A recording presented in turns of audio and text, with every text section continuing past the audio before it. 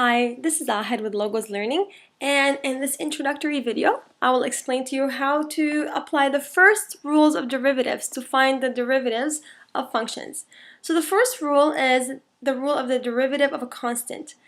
Now, if f of x is equal to c is a constant, then the derivative of the constant f prime of x is equal to 0. In Leibniz notation, d dx of the function c is equal to 0. So let's apply this. Here, f of x is equal to 3. Is there a variable? There isn't. So this is a constant function, which means that its derivative is 0. Same deal here. 5.6 is a constant. There's no variable associated, so it's 0.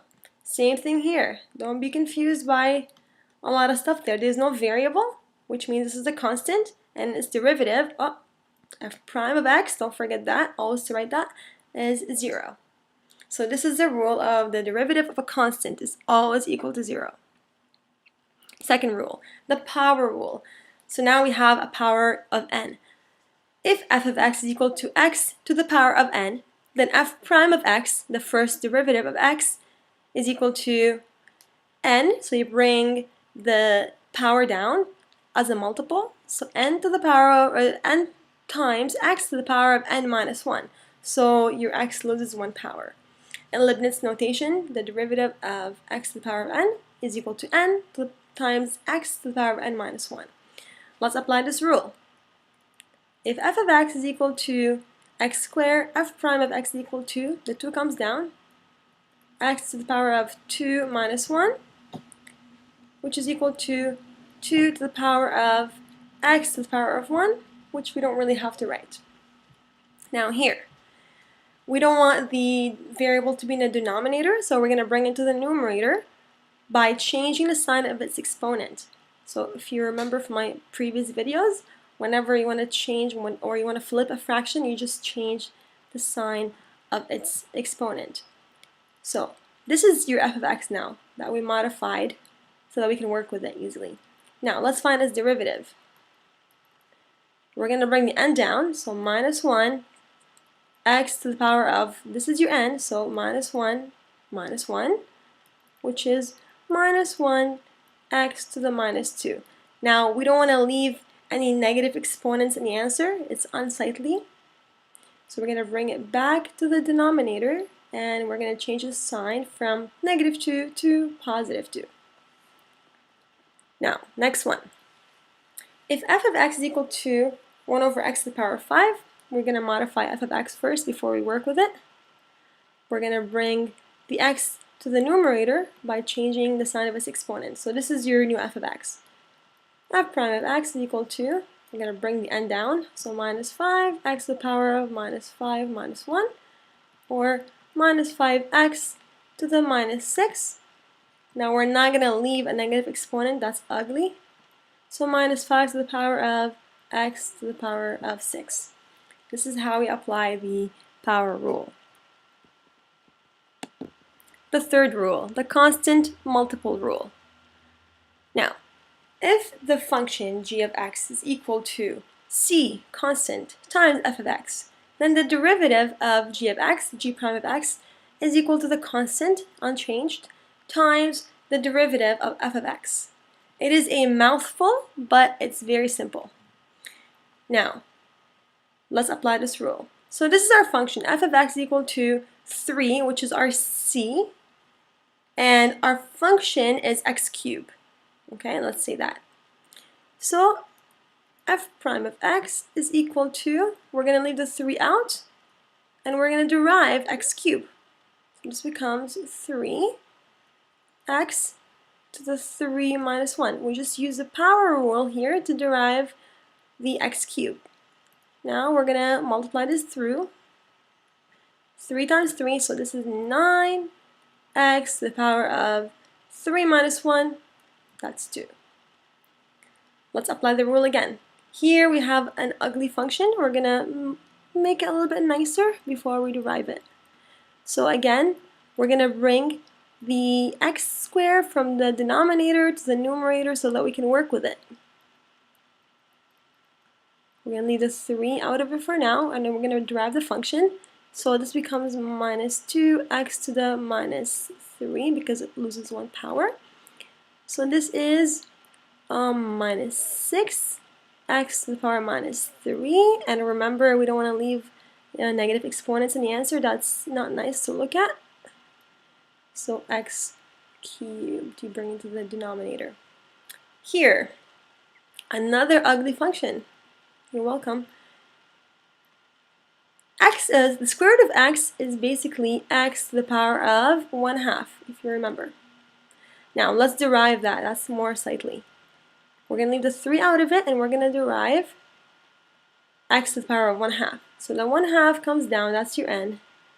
X to the power of 1/2 minus 1. So this is just the power rule, but we have weird looking powers, that's it. So 3 times 1/2 is 3 over 2. X to the power of 1/2 minus 1 is minus 1/2. We're not done with it yet. I should have left more space. We're going to bring the x with a negative exponent to the denominator. So this becomes 3 over, actually let's do the over let's do it this way. 3 over 2x to the 1/2. And again, it's very ugly to leave rational exponents, so we're going to change it further to 3 over 2 square root x. Okay?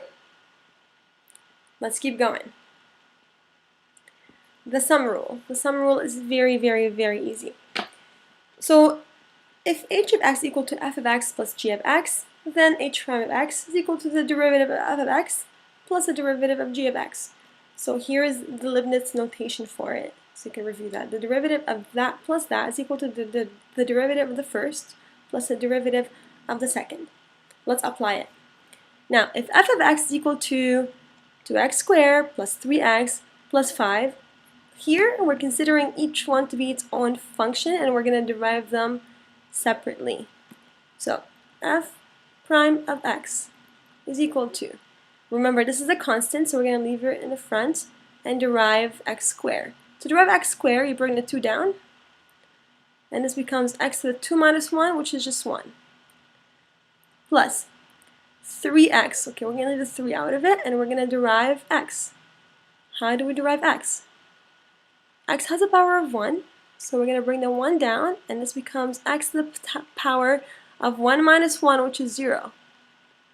Let's discuss that in the next step. This is a constant. What is the derivative of the constant? It is 0. That's right. 2 times 2, this is 4x, plus 3. What is any number? Anything to the power of 0. Anything to the power of 0 is equal to 1. So this is basically 3 times 1 times 1, which is just 3, and the 0 is ignored. So remember here, let's write it down in red so that you don't remember. Anything, any number a to the power of 0 is equal to 1. Okay? Assuming that a is not a 0. Alright, let's move on. F of x is equal to something not nice looking plus a constant. Let's rewrite f of x because we cannot work with it like this. So 3. What is the cubic root of x? How can we change this root to a rational exponent? Well, if you remember from my other videos, the cubic root is equivalent to saying to the power of 1/3. Okay? Plus 36. So now we can work with this. F prime of x is equal to, I'm going to leave the 3 out for now, and we're going to work with this. So this is 1/3 x to the 1/3 minus 1. 1/3 minus 3/3, okay, or 1, plus 36, that's a constant, so that's a 0. Now, let's multiply this through. 3 times 1/3, that cancels out, so this is a 1, thankfully. And x to the power of 1/3 minus 1, so 1/3 minus 3/3, let's write it down here so you can see it, is equal to minus 2/3. Okay. So this is the exponent of minus 2/3. Do we want negative exponents? No. So we're going to switch it over. We're going to flip the fraction to put the x in the denominator, so this becomes 2/3. Do we want any rational exponents as a part of the answer? We do not. So we're going to change this to, so the denominator, just as a reminder, the denominator becomes the index of the root, and the numerator becomes what is the power on the inside. So this is how we change x to the power of 2/3. Last rule for today. Oh, I said 4 rules, but we're doing 5 rules. That's okay. So last rule for today is the difference rule. It's basically just like the addition rule or the sum rule, but we have a negative. So if h of x equal to f of x minus g of x, then the derivative of the function is the derivative of the first minus the derivative of the second, and this is its corresponding Leibniz notation. This is my favorite, Leibniz. Sounds like a real mathematician. Now, let's apply it. This is, and then we have x in the denominator, so we're going to modify it first before we work with it. What is going on? F of x equal to 36. So I'm not deriving yet. This is just rewriting the function minus. This is x 1 over x to the power of 1 or x to the power of -1. Now that we have no more exponents or no more variables in the denominator, we can work on it. This is a constant, so what is the derivative of the constant? 0, that's right.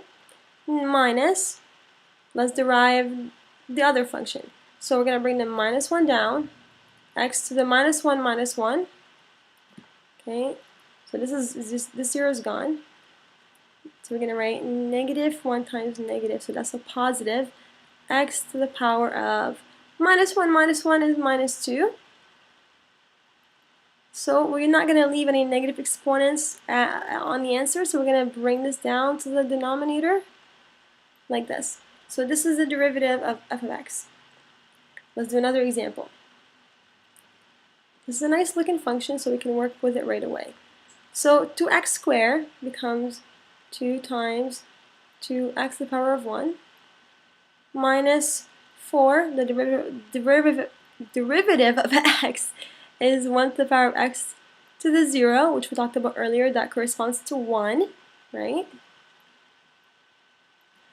And this is plus 72. That's a constant function, so we're going to write plus 0. Now, this becomes 4x minus 4. And that is your first derivative of f of x. I hope this video helped, and stay tuned for the next 2 rules, the product rule and the quotient rule, which get more interesting.